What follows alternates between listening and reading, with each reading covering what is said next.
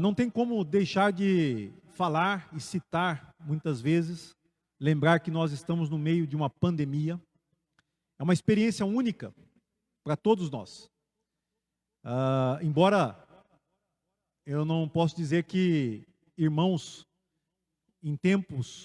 nesses tempos, dependendo do lugar onde você está, onde a pessoa viveu, ela pode ter experimentado situações muito mais difíceis. Aliás, há irmãos nesse momento que experimentam situações, e nesses momentos é que muitos se perguntam qual é o sentido da vida, qual é o sentido de tudo isso. O medo que toma conta das pessoas, né, está sempre aí, de certa forma, nos afligindo. E o crente, ele pergunta também qual é o propósito de Deus no meio do sofrimento, no meio da doença, ou qual é o futuro? Como vai ser o mundo daqui para frente? Muitos se perguntam, depois dessas crises todas que nós estamos enfrentando. Então, a palavra que eu gostaria de compartilhar com você nessa noite é que Deus, Ele é o dono de tudo. E Ele cuida do que é dele. Deus não está ausente nem está longe. E eu quero te convidar a abrir a Bíblia comigo, no Evangelho de Lucas, no capítulo 16, versos de 1 a 15.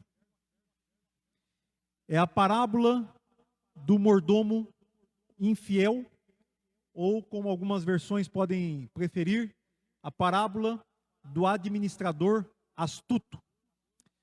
Nós estamos iniciando essa semana uma série de estudos sobre mordomia cristã. E muitos perguntam, mordomia, o que é mordomia? É viver uma boa vida.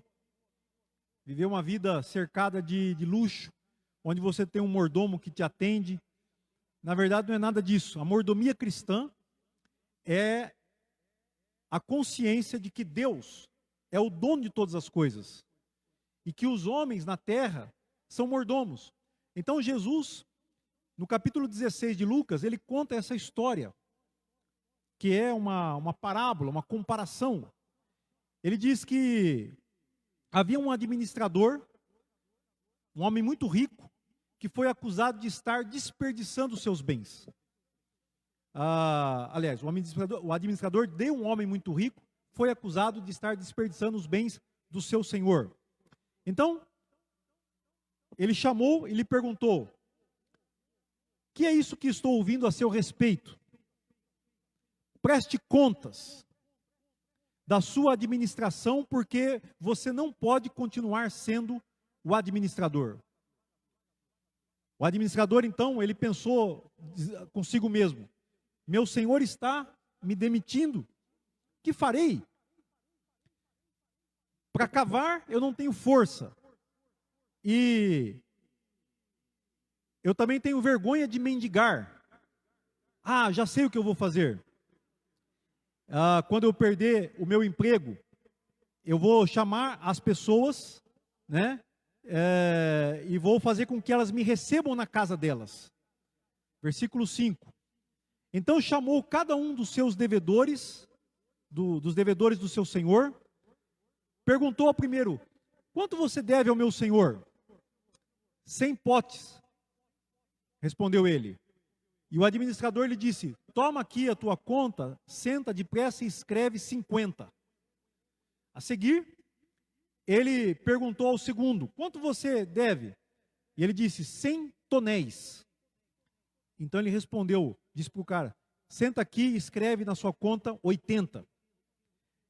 E o Senhor elogiou o administrador desonesto, porque agiu astutamente, pois os filhos desse mundo são mais astutos no trato uns com os outros do que os filhos da luz. Jesus disse. Então Jesus continuou: por isso eu digo, usem a riqueza deste mundo ímpio para ganhar amigos, de forma que quando ela acabar, estes os recebam nas moradas eternas. Quem é fiel no pouco, também é fiel no muito. E quem é desonesto no pouco, também é desonesto no muito. Assim, se vocês não forem dignos de confiança em lidar com as riquezas deste mundo ímpio, quem confiará as verdadeiras riquezas a vocês? E se vocês não forem dignos de confiança em relação ao que é dos outros, quem lhes dará o que é de vocês?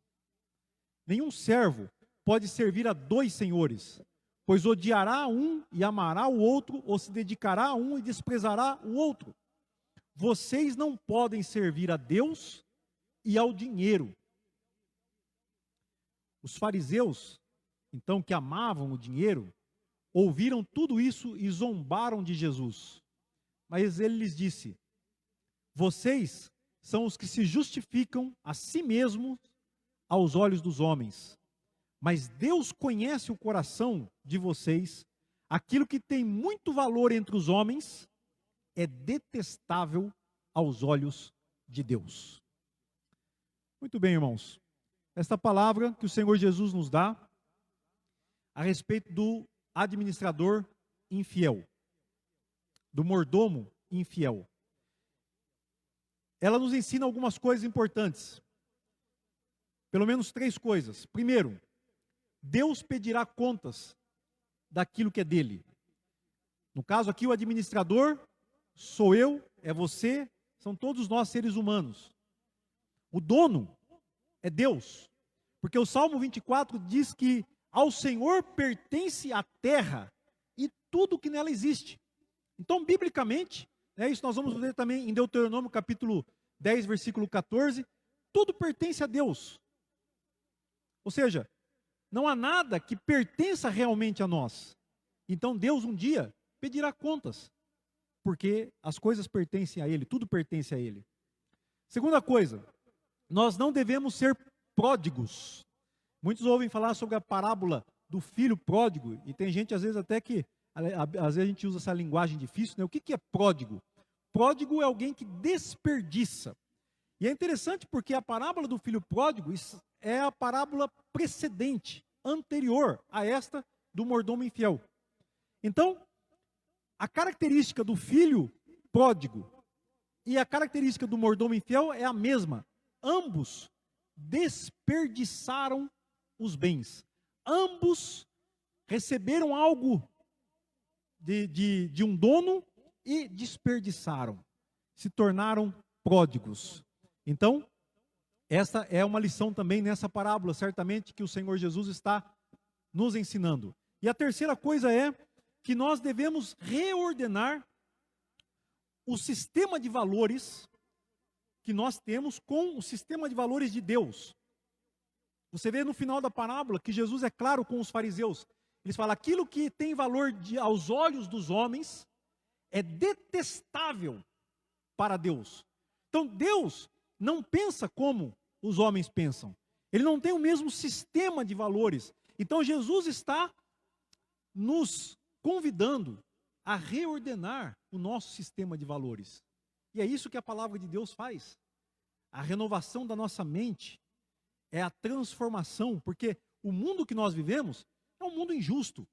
É um mundo que dá errado para a maioria das pessoas, se não para todas, né? Então, a palavra de Deus nos desafia aqui nessa parábola a reordenar os nossos valores, nosso sistema de valores. O que é que tem valor para você? Como é que você tem levado a sua vida? Será que a pandemia está ajudando de alguma forma você a repensar os seus valores? Então vamos fazer isso de acordo com a palavra de Deus. Vamos estudar juntos. Vamos ver. Eu quero destacar algumas coisas nessa parábola.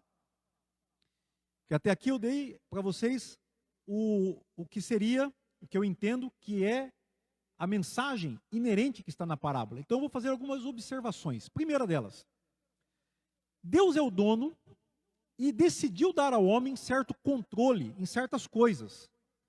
Cada um de nós recebe atribuições diferentes de administração. Por exemplo, você pode dizer, eu sou dono do meu próprio corpo. Um escravo não é dono de si, mas nós vivemos numa sociedade livre, onde você é livre para ir e vir, você é dono do seu corpo, para fazer com o seu corpo, se você quer fazer uma tatuagem, Muitas vezes você é maior de 18 anos, você vai lá e faz, e ninguém vai te dizer nada. Você é dono do seu corpo. Você administra o seu corpo. Mas ele pertence a Deus. A família, Deus nos deu uma família. A nossa família pertence a Deus, mas nós temos que administrar, nós temos que cuidar. A terra que nós pisamos, a terra de onde nós tiramos o nosso alimento, pertence a Deus, mas ele nos deu para administrar. Os empregados, se você é um patrão e você tem empregados que trabalham para você, eles também são propriedade de Deus. A cidade, você que é uma autoridade municipal, prefeito da cidade, vereador, autoridade, né? Se você é uma autoridade policial, militar, o presidente da nação, enfim, todas essas coisas pertencem a Deus, mas ele deu a cada um algo para administrar. O que é que você administra? Do que é que você é responsável? O que é que de alguma forma depende das suas decisões? Essa é uma pergunta a ser considerada. E tem uma outra coisa também, que na parábola fala muito sobre isso, que é o dinheiro. O dinheiro que chega às nossas mãos é algo que nós temos que administrar. E quais são os valores que nós estamos colocando no dinheiro? Essa é uma boa pergunta. A segunda observação que eu gostaria de fazer nessa parábola é que entre as necessidades básicas do ser humano não está o dinheiro. O dinheiro não é uma necessidade básica. O dinheiro que os fariseus amavam.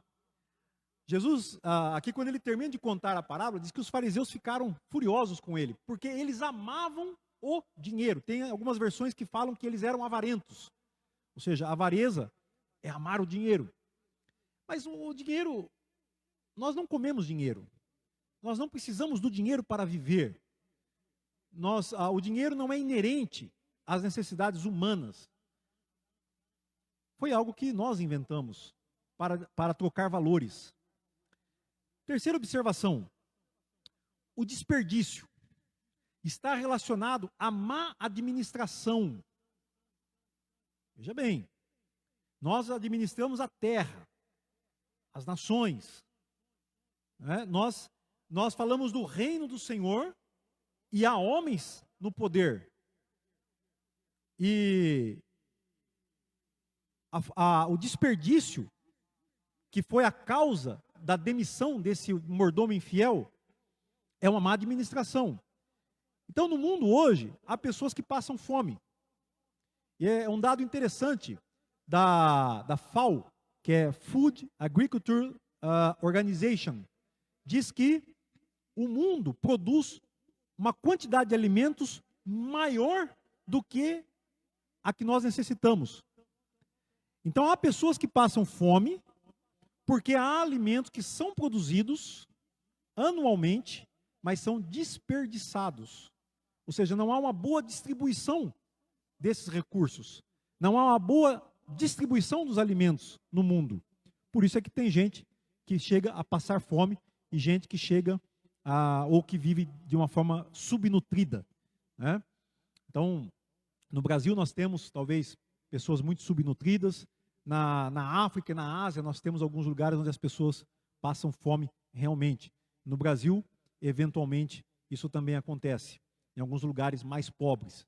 E o medo que existe hoje é de que essa fome vai aumentar. Né? Então, as coisas estão assim, se balançando muito. E é o momento de nós pensarmos em tudo isso, segundo a palavra de Deus. E também, um outro pensamento sobre essa parábola. Se faltar alimento, é porque nós gastamos o dinheiro naquilo que não é pão. Isso quem disse foi o profeta Isaías, no capítulo 55 do seu livro. Por que gastais o dinheiro naquilo que não é pão? E esse capítulo de Isaías, capítulo 55, ele vai falar da gratuidade daquilo que Deus nos dá. Aquilo que Deus nos dá não é cobrado. Por isso o Senhor, e aqui quando nós pensamos nesse sistema de valores, Isaías 55, 2, diz assim: porque Isaías 55, 8, os meus pensamentos não são os vossos pensamentos, nem Os seus caminhos são os meus caminhos, declara o Senhor. Assim como os céus são mais altos do que a terra, também os meus caminhos são mais altos que os seus caminhos, e os meus pensamentos mais altos que os seus pensamentos. Assim como a chuva e a neve descem dos céus e não voltam para eles sem regarem a terra e fazerem brotar e florescer, para ela produzir semente para o semeador e pão para o que come. Assim também ocorre com a palavra que sai da minha boca. Ela não voltará para mim vazia, mas fará o que desejo e atingirá o propósito para o qual a enviei. Vocês sairão com júbilo e serão conduzidos em paz. Os montes e colinas irromperão em canto diante de vocês, e todas as árvores do campo baterão palmas. No lugar do espinheiro crescerá o pinheiro, e em vez de roseiras bravas, crescerá a murta. Isso resultará em renome para o Senhor, para sinal eterno que não será destruído. Eu fiz questão de ler todo esse trecho de Isaías 55, porque ele tem tudo a ver com o que nós estamos vendo nessa parábola, quando Jesus vai inaugurar algo que ainda vai terminar. Eu quero trazer uma perspectiva escatológica, porque a própria parábola está dizendo de uma perspectiva eterna. Um outro pensamento a respeito da parábola é que foi o homem que inventou o dinheiro. Mas o dinheiro é neutro. O uso que fazemos dele é que conta. Então, o dinheiro em si só, ele não é mau. Perguntaram a Jesus, é lícito pagar tributo a César? Me tragam aqui uma moeda. De quem é o rosto que está na moeda? É de César. Então dê a César o que é de César e dê a Deus o que é de Deus. Então o dinheiro é neutro, mas qual é o uso que nós fazemos dele? Isso nós vamos dar contas a Deus. Mas foi o homem que inventou o dinheiro. Jesus chama o dinheiro, nessa parábola, de riqueza deste mundo ímpio. Esse é o nome que ele dá ao dinheiro, nesta parábola. A Bíblia fala muito de dinheiro. A Bíblia fala talvez mais dinheiro do que você possa imaginar, se você ainda não estudou a fundo a Bíblia. Então, as riquezas desse mundo ímpio, e Jesus contrasta com a verdadeira riqueza. E se vocês não forem fiéis no uso para lidar com as riquezas desse mundo ímpio, quem vos confiará as verdadeiras riquezas? Então quer dizer que nós estamos lidando com o dinheiro, que são riquezas deste mundo ímpio. Mas existe uma riqueza verdadeira que será dada a nós, que já começou a ser dada, mas que nós devemos continuar caminhando. Ele faz esse contraste também de Deus e o dinheiro. Aqui nós lemos dinheiro, mas no original grego a palavra é mamon. Ele diz, ninguém pode servir a Deus e a mamon. Então há esse contraste que Jesus nos dá. Então os valores são diferentes. Como nós acabamos de ler em Isaías, os meus pensamentos não são os seus pensamentos, os seus caminhos não são os meus caminhos, diz o Senhor. Outro pensamento a respeito dessa parábola. O que tem mais valor para Deus? O homem ou a sua glória, ou seja, a glória de Deus? Essa é uma boa pergunta. Nos dias de hoje, o evangelho que está sendo pregado, talvez você tenha ouvido muita coisa, e há uma distorção. O que é que tem mais valor? Porque o sistema de valores, nós temos que, então, mexer com o sistema de valores. Mas se a igreja coloca o homem acima, um valor maior do que a glória de Deus, então, nós estaríamos distorcendo o evangelho. Porque a glória de Deus certamente tem mais valor. Mas o homem tem muito valor para Deus. dependendo também de como esse homem se comporta diante de Deus, que nós vamos ver daqui a pouco. Então, tudo isso faz parte, irmãos, do projeto pedagógico de Jesus de implantar a justiça no reino de Deus. Jesus vem então e ele vira o mundo de cabeça para baixo com a sua mensagem.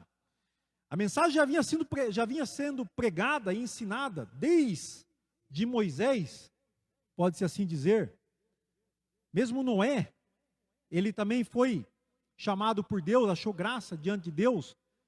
Abraão foi tido como um homem justo por causa da sua confiança em Deus, mas foi Moisés que trouxe mais luz a respeito desses valores. E Jesus vem e ele causa um impacto enorme no mundo e ele começa uma revolução que vai levar à justiça de Deus no mundo. Mas olha ao seu redor, o mundo ainda é injusto, o mundo ainda está bagunçado. E onde é que está então a ação do nosso Senhor Jesus Cristo? Todos são mordomos de Deus. Não são só os crentes que são mordomos. Estamos falando de mordomia. Todo mundo é mordomo. A diferença é que há mordomos fiéis e há mordomos infiéis. Essa história é a história de um homem que foi infiel. É bem verdade que ele é elogiado pelo seu Senhor aqui, mas não é isso que está sendo destacado na parábola. Porque ele falou, bom, eu vou ser mandado embora.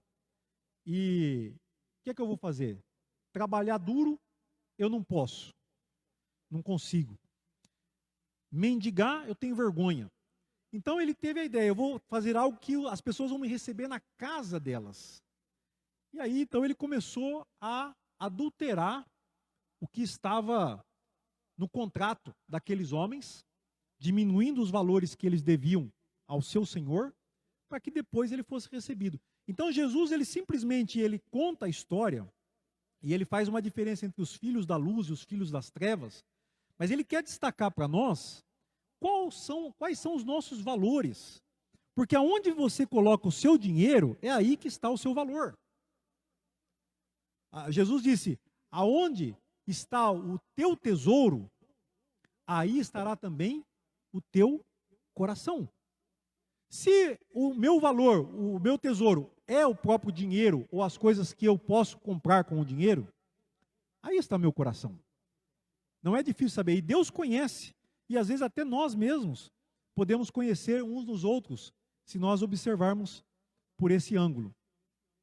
O último pensamento que eu tenho sobre essa parábola é que Deus vai pesar o valor do coração de cada homem, como esse homem dá valor de acordo com o uso do dinheiro que ele faz.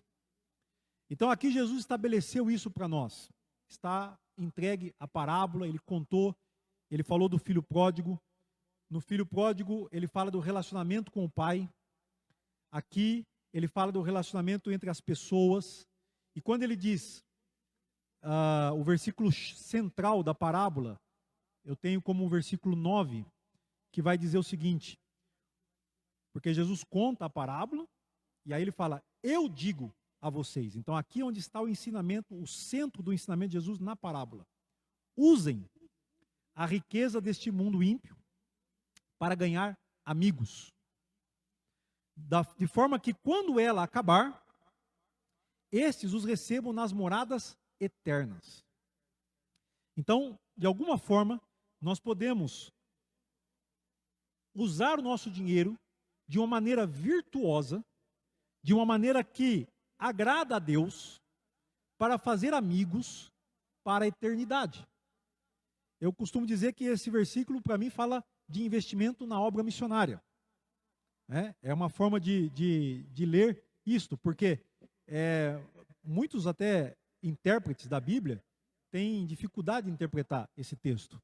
É um texto realmente de uma certa dificuldade, mas eu vejo simplesmente dessa forma. Então Jesus, ele inaugurou, ele dá continuidade ao projeto pedagógico da justiça de Deus no reino de Deus. E o Espírito Santo é que vai continuar. Então veja, irmãos, quando Jesus veio e ensinou essas coisas, os governantes fizeram o que com Jesus? Mataram ele. Mataram Jesus. Porque os governantes não abrem mão do poder. Eles preferem matar Jesus do que abrir mão do seu poder. Então Jesus anunciou o reino de Deus. O primeiro que tentou matar foi Herodes. Quando os magos vieram e falaram, nós viemos visitar o rei que nasceu. Como assim nasceu um rei aqui, que eu não estou sabendo, o rei aqui sou eu. Mandou matar todas as crianças de 2 anos para baixo. E assim, finalmente, foi que Jesus foi condenado à morte. Então os governantes, eles preferem matar Jesus. E eles não são contra a religião, muitas vezes. Eles vão instrumentalizar a religião. Há muita guerra santa no mundo hoje. Eu já trabalhei em contexto de tensão religiosa. De muita tensão. E os governantes, eles preferem ser amigo dos líderes religiosos. Mas ser amigo da religião não significa ser amigo de Jesus. O governante, ele quer manter o seu poder. E para dominar também os religiosos. Ou dominar através da religião os religiosos. Então Jesus, depois da sua morte, acontecem 3 coisas importantes. Você deve saber o que é. Primeira coisa, Jesus ressuscita. Segunda coisa, Jesus se assenta ao lado direito de Deus Pai. Terceira coisa, Jesus envia o seu Espírito Santo, o Espírito de Deus. Essas 3 coisas acontecem num curto período de tempo, em alguns dias apenas, 50 para ser mais exato. Então eu gostaria de ler com você 3 versículos que Jesus fala a respeito da vinda do Espírito em João capítulo 16, versos 8 a 11. Ele diz o seguinte: quando ele vier, o Espírito Santo, ele está falando do Espírito Santo, o Consolador, quando ele vier, convencerá o mundo do pecado, da justiça e do juízo. Do pecado, porque os homens não creem em mim. Da justiça, porque eu vou para o Pai, e vocês não me verão mais. E do juízo, porque o príncipe desse mundo já está condenado. Irmãos, essas palavras nos guiam aqui agora na continuação do plano de Jesus. Lembram-se qual é o tema da minha mensagem?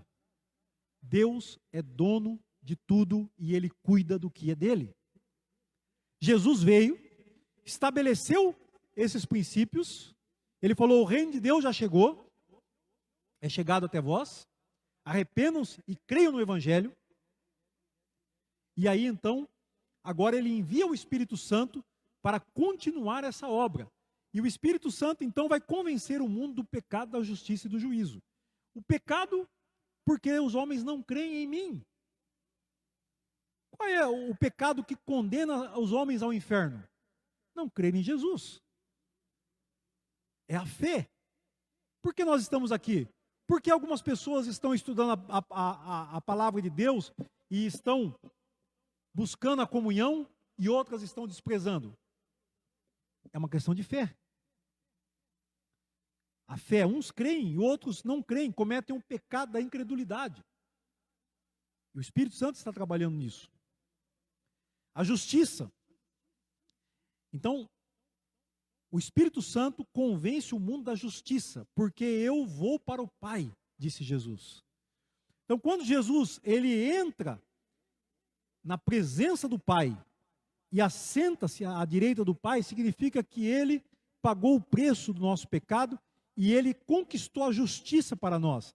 Mas isso significa também que ele está trabalhando para que a justiça seja uma realidade em toda a sua criação. Deus é dono de tudo e ele cuida do que é dele. O plano desde a criação até a consumação dos séculos é um plano onde o homem participa e haverá justiça. Deus trabalhando pela sua justiça. Lembre-se, nós vivemos num mundo injusto. Porque esse trabalho de Deus não está terminado. Mas Ele está trabalhando. E a igreja, ela trabalha junto com o seu Deus. Os discípulos de Jesus continuam trabalhando na mesma obra que Jesus trabalhou. E o juízo? Porque o príncipe desse mundo já está condenado. Ou seja, o grande governador espiritual desse mundo, que é Satanás, ele já está condenado. E com ele, todos os governantes humanos que não dão o governo a Jesus, na verdade, o governo humano, ele está temporariamente atuando, mas o governo verdadeiramente é de Deus. E finalmente, irmãos, Jesus ele mantém o controle de tudo. Então aqui eu quero, como a parábola fala dos tabernáculos eternos, eu quero dar uma perspectiva eterna para essa mensagem, porque é a perspectiva que nós temos na parábola das riquezas desse mundo ímpio. Façam amigos, para que quando essas vos faltarem, esses vos recebam nos tabernáculos eternos. Então a nossa perspectiva eterna. Nós vamos para Apocalipse. E é importante, irmãos, quando a gente lê a Bíblia e estuda a Bíblia, nós temos que encontrar aquilo que é fundamental, aquilo que é central. Às vezes as pessoas estão tentando tirar da Bíblia coisas que são menos importantes e estão deixando o que é importante. Aliás, foi isso que Jesus falou para os fariseus, né? Ele falou: vocês dão o dízimo da hortelã, do cominho, né? Mas vocês desprezam a misericórdia e a justiça. Então há uma inversão de valores em muitos religiosos. Mas o que o Apocalipse ensina para mim, na continuidade, nós estamos no momento onde nós olhamos para trás e vemos Jesus sendo morto e crucificado por causa dos nossos pecados. Ele estabelece o seu reino e ele edifica a sua igreja. Ele envia o Espírito Santo. E nós estamos vivendo esse tempo. O evangelho está sendo pregado para as nações. Milhões de pessoas estão crendo em Jesus. Esses seguidores de Jesus abandonam seus pecados. Eles praticavam a injustiça, mas agora eles praticam a justiça. Eles viviam na impureza, mas agora eles vivem na santidade. Eles desprezavam o nome do Senhor, mas agora eles louvam o nome do Senhor, eles adoram o nome do Senhor. Nós estamos nesse processo. Então, o que o Apocalipse traz no capítulo 5? Jesus é o único que é digno de abrir os selos do livro, do rolo. Isso significa que Jesus é aquele que, quando ele abre o selo, ele está governando a história. Jesus está assentado no trono. Ele disse: toda a autoridade me foi dada nos céus e na terra. E ele não deu a ninguém. Os homens têm autoridade temporária. Quando Paulo fala das autoridades, em Romanos 13, eles vivem debaixo de uma ditadura, de um império. Paulo não quer discutir com os homens, porque ele sabe que o dunamis do Espírito está na igreja. E o dunamis é pregar a justiça, é profetizar a palavra. Então Jesus está abrindo os selos. Ele abre o primeiro selo e vem o cavalo branco. Ele abre o segundo selo, vem o cavalo amarelo. E assim por diante. Ele está no controle. Ah, mas esse vírus foi criado em laboratório, não sei o quê. Não importa. Porque Jesus está no controle. Não é esse o ponto fundamental para nós. O ponto fundamental é a nossa confiança em Jesus. É Ele que nos garante. Jesus não trabalha com possibilidades. Eu estava lendo hoje, de novo, novamente, lendo o primeiro capítulo do livro de John Piper, Coronavírus e Cristo. É impressionante que esse irmão já escreveu um livro sobre o coronavírus, John Piper, né? Então hoje eu compartilhei com alguns irmãos, porque veio para mim, eu já estava lendo o livro, que eu já tinha recebido ele digitalmente. Daí hoje a YouVersion, a Bible, acho que é bible.com, não sei, onde eu leio a Bíblia lá, me chamou, me convidou para uma leitura bíblica diária, baseada no livro de John Piper. E aí eu convidei alguns amigos que sabem inglês também, porque a leitura do devocional é em inglês. E aí ele estava dizendo justamente que ele estava se lembrando quando ele teve câncer há um tempo atrás. Ele disse: a única coisa que os médicos me ofereceram foram possibilidades. Ele diz: mas quando eu leio na Bíblia, ele vai lá em Tessalonicenses, 1 Tessalonicenses, não me lembro exatamente o versículo, ele fala assim: Deus não nos destinou para a ira, mas para a redenção em Cristo Jesus. Estando acordados ou dormindo, nós estamos com Ele. Deus, ele disse, não lida com possibilidades. Deus lida com o que é, com o que Ele faz, com o que Ele determinou, com o que Ele decidiu. Deus é soberano. Jesus abre os selos. Ele não está falando de possibilidades. Jesus não está trabalhando com, se der certo, se as pessoas acreditarem em mim, por favor. Irmãos, Jesus não pede por favor. Jesus é o Senhor. Ele é Deus. Nós somos os seus servos. Por isso que ser servo de Deus, nós aqui falamos, o irmão estava perguntando, mas pastor, por que apenas servos? Servos de Deus não é apenas. Falei, irmão, está escrito na Bíblia, assim nós vamos fazer. Porque lá diz apenas, somos apenas servos. Mas ser servo de Deus é melhor do que servir a qualquer patrão nesse mundo. É melhor do que servir a riqueza. Servir a Deus é melhor do que servir a Mamon. Mas Apocalipse nos traz algumas mensagens que eu vou estar concluindo aqui. Por exemplo, capítulo 13, Apocalipse diz que o anticristo vai controlar por um tempo a compra e a venda. Só quem tiver a marca da besta é que vai poder comprar e vender. Também obrigou todos, pequenos e grandes, ricos e pobres, livres e escravos, a receberem certa marca na mão direita ou na testa, para que ninguém pudesse comprar nem vender, a não ser que tivesse a marca, que é o nome da besta e o número do seu nome. Então, isso está em Apocalipse 13, 16 e 17. Por um tempo, ele vai fazer isso.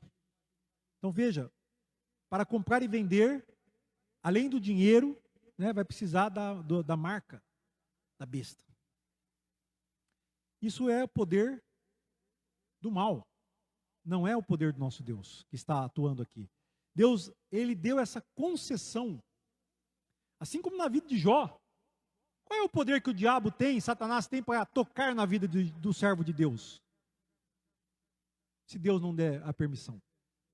Aqui, ele tem essa permissão, temporariamente. Mas o que nós vamos ver na sequência da leitura do Apocalipse é quando a Babilônia cai, capítulo 18.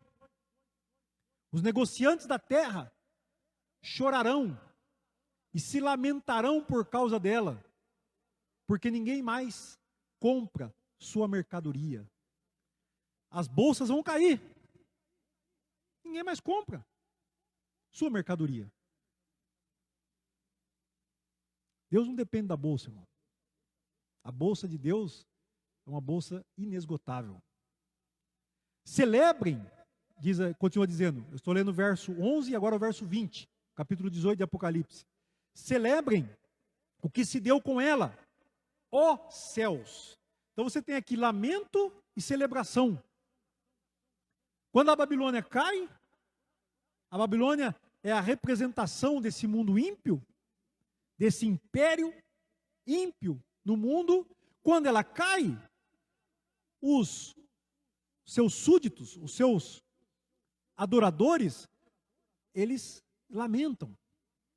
Mas ele diz: celebrem o que se deu com ela, ó céus. Celebrem, ó santos e profetas, apóstolos e profetas. Deus a julgou. Lembre-se, o príncipe desse mundo já está condenado. Deus a julgou, retribuindo-lhe o que ela fez a vocês. E quando ele diz a vocês, por que o mundo vai sofrer e vai para o inferno? Porque não crê em Jesus. Ou seja, o corpo de Cristo se identifica, ou é identificado com o próprio Jesus. Aqueles que creem em Jesus, eles fazem as coisas que eles viram em Jesus. Há uma identificação, como diz o apóstolo João, na sua primeira epístola, capítulo 2, verso 6, aquele que diz que está em Cristo, deve andar também como ele andou. Então, nós nos identificamos com Cristo, na fé, na justiça, no amor, e agora, Babilônia caiu. Por quê? Porque ela está sendo julgada por Deus. Apocalipse 18. E isso me lembra também da parábola que vem depois do mordomo infiel. Esse é um dos princípios que nós estamos vendo no estudo da Bíblia, nessa semana, na escola de servos. Quando você lê um texto, você deve observar o que vem antes e o que vem depois. Então, antes da parábola do mordomo infiel, vem a parábola do filho pródigo. Depois, logo em seguida, a parábola do mordomo infiel, vem a história do rico e do Lázaro. E é interessante porque essa inversão, esse julgamento de Deus, ele aconteceu também na história do rico e do Lázaro. O rico estava tudo bem, e o Lázaro estava sofrendo. Mas depois que eles morreram, inverteu. Então o julgamento de Deus vai trazer muitas inversões da injustiça. Ora, isso é de se esperar, porque se nós vivemos um mundo injusto, há de esperar que Deus vai inverter toda essa coisa. E haverá justiça. E finalmente, irmãos, lembram de Isaías? Isaías disse que ele dá gratuitamente a água. Né? Lá em Isaías nós lemos, não chegamos a ler exatamente, mas fala da gratuidade com que nós somos agraciados com Deus, por Deus. Por que gastais dinheiro naquilo que não é pão? Venham e comprem de mim de graça. E o Apocalipse vai retomar essa gratuidade nos capítulos 21 e 22 de Apocalipse. Por exemplo, o verso 6 do capítulo 21 diz assim: disse-me ainda, está feito, eu sou o alfa e o ômega, o princípio e o fim, a quem tiver sede, darei de beber gratuitamente da fonte da água da vida. Ou seja, no céu, irmãos, não haverá dinheiro, porque Deus vai nos dar de graça. Esse não é um valor eterno. Esse não é um valor da eternidade. Lá, todos poderão beber da fonte da água da vida gratuitamente, em Apocalipse 21, 6. E também é dito a mesma coisa em 22, 17. O Espírito e a noiva dizem, vem. Aquele que ouvir, diga, vem. E quem tiver sede, venha. E quem quiser, beba de graça da água da vida. Esse é o verdadeiro valor. Essa é a verdadeira riqueza. E ela não é comprada com dinheiro. Nós não vamos precisar de dinheiro lá. Não há dinheiro na eternidade. É o que nós vemos aqui em Apocalipse. Porque é de graça. Se tiver dinheiro, não serve para nada, porque a verdadeira riqueza é dada gratuitamente. Quem vai receber essa riqueza? A parábola do mordomo infiel, ela é clara. Ele diz, se você foi fiel no pouco, você também será fiel no muito. Se você for desonesto no pouco, você também será desonesto no muito. Então, use essas riquezas que você tem agora para receber a riqueza verdadeira. Do outro. Quem é o outro? Quem é o único que é dono de tudo? Deus. Se nós não somos fiéis a Deus, em reconhecer que Ele é o dono, então nós não seremos encontrados fiéis e não seremos, então, dignos, ou melhor, não seremos recebidos nos tabernáculos eternos, como diz a própria parábola. Os fiéis. Como nós investimos a nossa vida, nossos recursos, na perspectiva eterna. Nós não pensamos, aliás, isso que é uma coisa, né? Porque o filho pródigo, essa é uma diferença entre o filho pródigo e o mordomo. O filho pródigo, ele só pensa o aqui e agora. Gasta tudo que tem. O mordomo infiel, ele pensa, bom, eu vou ser mandado embora, mas eu tenho um tempinho ainda. Então ele vai e astutamente ele pensa no futuro. Irmão, não importa se você é daqueles que pensam agora ou se você planeja para daqui a 10 anos, o que importa é que você pense na eternidade. Onde você passará a eternidade? Quando Deus pedir contas, o que eu vou fazer? O que eu vou apresentar? Minha fé em Jesus. A minha prática da justiça. Eu não vou andar pelo que eu vejo agora. Eu ando pelo que eu creio na eternidade. Cremos que Jesus é o Rei. E Ele está no controle da história. Como nós vimos em Apocalipse 5. Seremos fiéis e nos prepararemos para prestar contas a Ele quando Ele chegar. Quero orar com você nesse momento. Se você puder fechar os seus olhos aí onde você está. Senhor, obrigado, Deus, pela Tua santa e eterna palavra. Tu és fiel. Tu és maravilhoso, Senhor. Tua palavra nos fala profundamente. E nós queremos ser encontrados fiéis.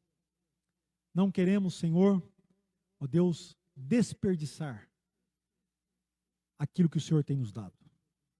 Queremos ser pessoas que acertaram os seus valores com Deus. Pessoas que não servem a mamon, que não servem a riqueza, mas que servem os propósitos eternos de Deus. Propósito de justiça, propósito de salvação, propósito do reino do Senhor, onde o Senhor vai aniquilar Satanás e todos os seus inimigos serão colocados debaixo dos teus pés, Senhor. Nós como igreja estamos contigo, Senhor. Por isso Deus nos ensina a sermos fiéis com aquilo que o Senhor nos tem dado, com o dinheiro. Sermos fiéis com a nossa saúde, com o nosso corpo, com a nossa família, com os nossos amigos. E aonde o Senhor nos tem colocado, Senhor, se nós temos empregados, se nós temos filhos, se nós temos pessoas ou alguma coisa que depende de nós, nos ensina, Senhor, nos ajude a colocar tudo isso debaixo do Teu senhorio, reconhecendo que Tu és soberano e que tudo pertence a Ti, Senhor. Em nome de Jesus é que eu oro por cada ouvinte, por cada irmão, por cada lar representado. Tua igreja, Senhor, segue triunfante. Tua igreja, Senhor, segue fiel. E eu quero fazer parte desta igreja fiel. É o que eu oro e peço em nome de Jesus. Amém.